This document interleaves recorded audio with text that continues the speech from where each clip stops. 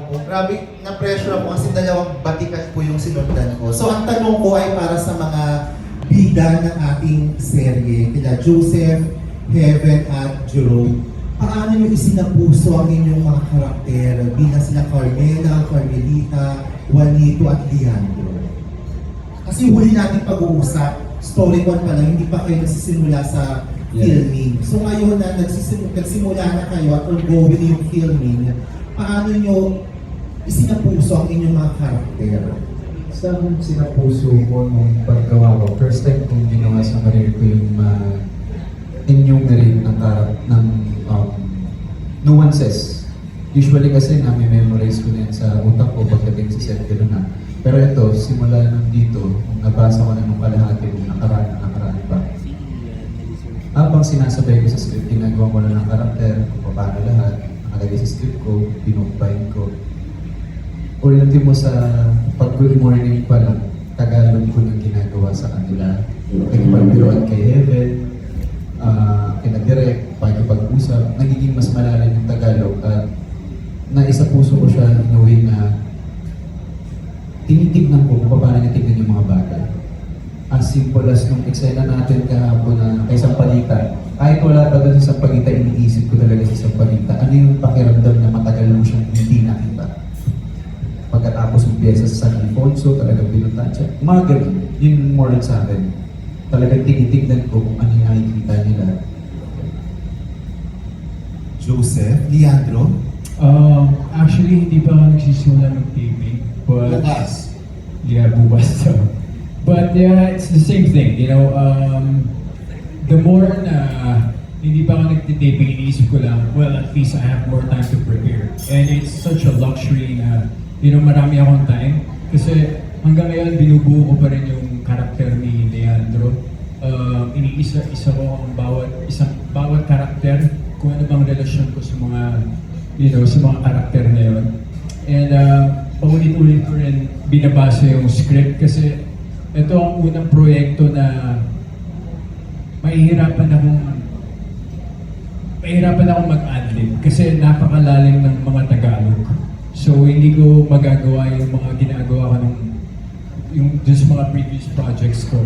And yeah, I'm very thankful kasi ibang challenge yung kinakaharap ko ngayon. And yeah, I'm just really excited and so eager to start.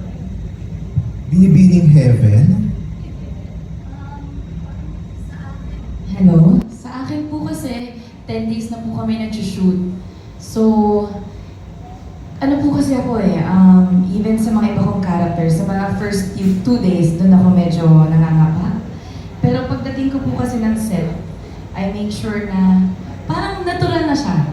Pag nakadamit na po ako, pag nagbabasa na po ako ng script, pagkasama ko na po yung mga ibang characters na nakadamit din, parang it comes naturally.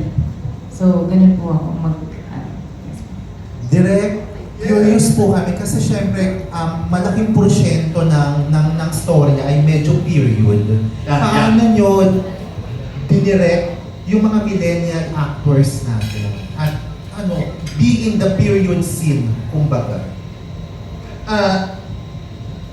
Dalawang aspeto yan.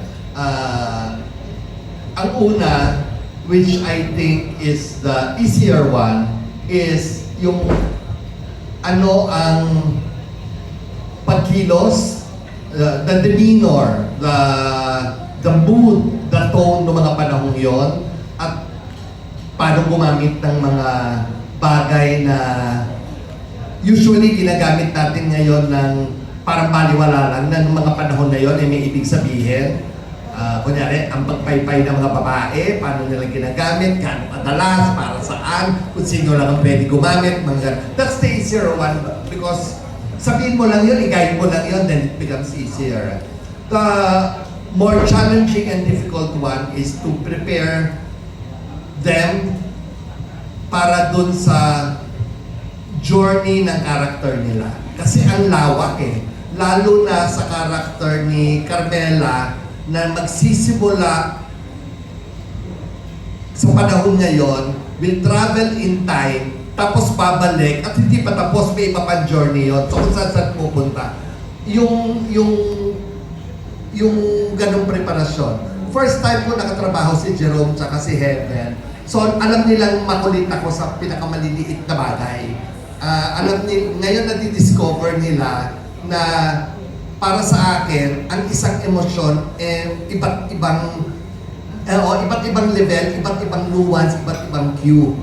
So habang tumatagal, na dinidirect ko sila, nagkakaroon kami ng common language. So mas naiintindihan nila ngayon, mas bumibilis, pero whether mabagal o hindi, bilang director, ang pinakamahalaga sa akin lagi, tama ang puso I will always go back to that Tama ba ang nararamdaman? Sincero ba ang nararamdaman? Kasi kahit tama ang kilos mo, at tama ang costume mo, at napakaganda ng ilaw natin, di ba? Yung cinematography ng trabaho, napakaganda talaga. At ang ganda ng bihis, kung mali ang puso, may diskaril yun So lahat ay laging nagsisimula sa puso. Dahil 10 araw na namin ginagawa, mas yon ang nakakasanayan nila. So when they talk about characters, or we talk about characters, we don't talk about the looks, the demeanor, the tonality, not just that. We talk about the heart and the journey. Yon ang mas mahalaga. Talaga naman po kaabang-abang. Maraming salamat po, mabuhay.